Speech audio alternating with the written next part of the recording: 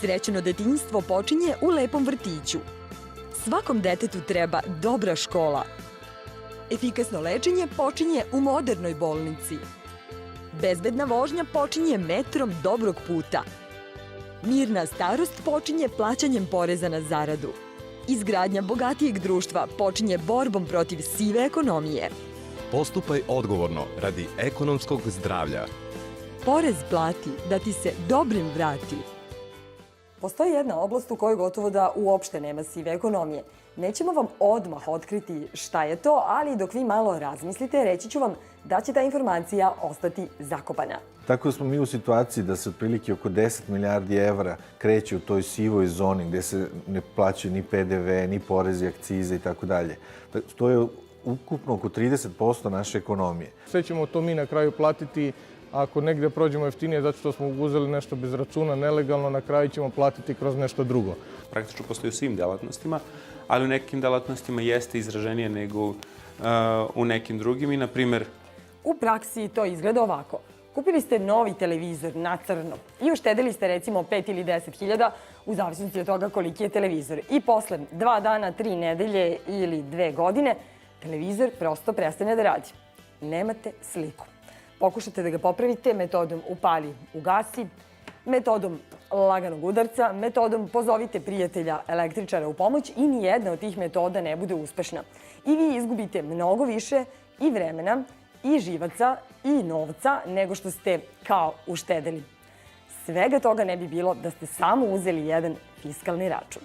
Svaki put kad dođete kod nas ili u svaku ozbiljnu kompaniju koju kupujete proizvode, je potrebno dobiti fiskalni račun. Fiskalni račun samim tim vam je garancija da je to legalni proizvod koji je legalno nabavljen i legalno prodat. Slobodno se preračunajte. Na kraju se ipak najviše isplati da uzmete račun. Vi danas dobijete negde privilegiju, ali na drugom mjestu izgubite. Ja tražim račun i onda mora da mi da kad tražim.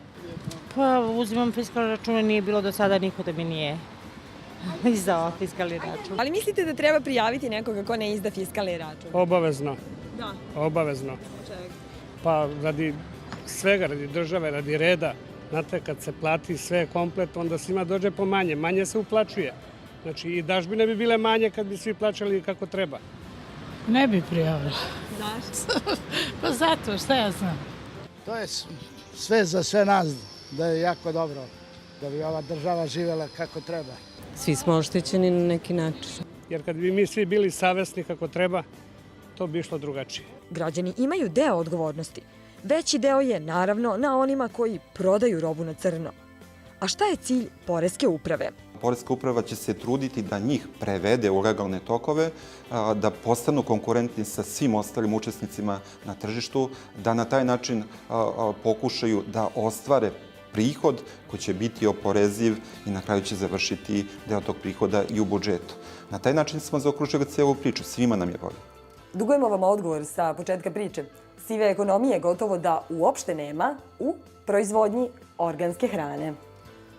Iz prostog razloga što organska poljoprivreda zahteva određene sertifikate gde je glavni preduslov da firma ili gazdinstvo bude prijavljeno. Za školovanje jednog deteta iz budžeta se godišnje izdvoji oko 250.000 dinara, tvrde stručnjaci Ekonomskog fakulteta u Beogradu.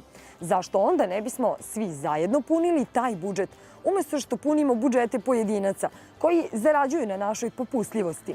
Dok računate, znajte da i deca računaju na sve nas.